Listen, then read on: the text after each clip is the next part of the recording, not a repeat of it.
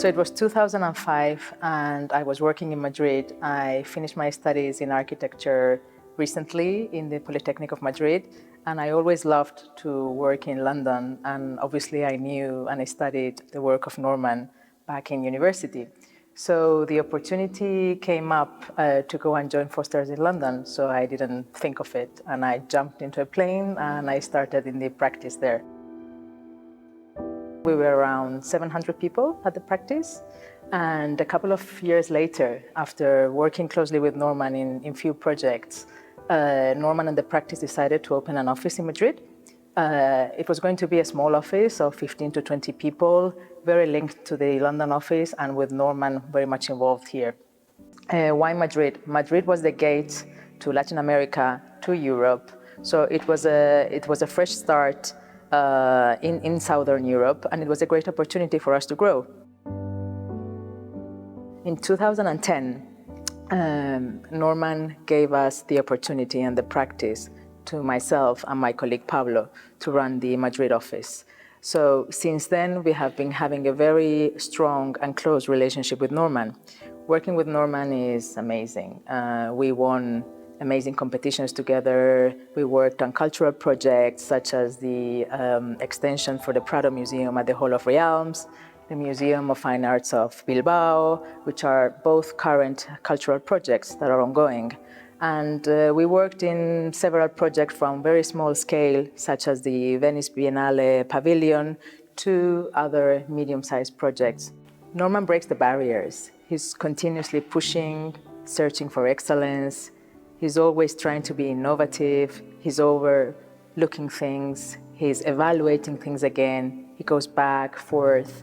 So it is amazing the journey that you pass with Norman in a project. He is one of the best communicators that I've ever seen. He communicates with his tool, which is a pencil.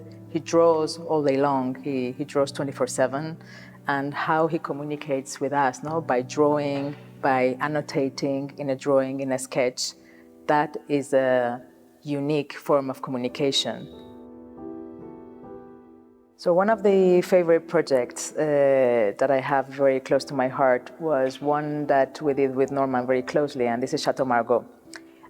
Chateau Margaux, which is one of the leading wine producers in the world, was a winery that hasn't built anything since the 19th century, since it was built.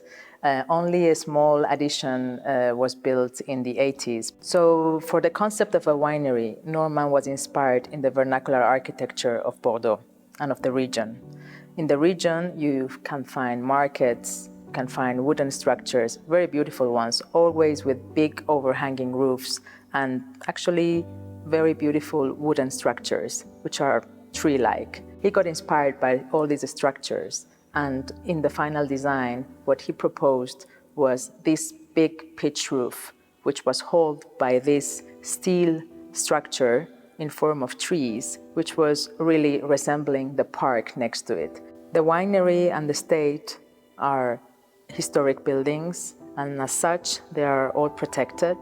So how we envisaged the interventions was key in the whole master plan. Preserving the existing buildings, adding value to them by restoring them as closer to how they would have been in their initial times, but adapting them to the new technologies was key for us during the process. Norman had the vision of integrating all different disciplines into one project. So this is the first project we did in the practice in the recent times, when he brought together structure, MEP, and sustainability together with architecture. So this is a great example of how we designed the final product together.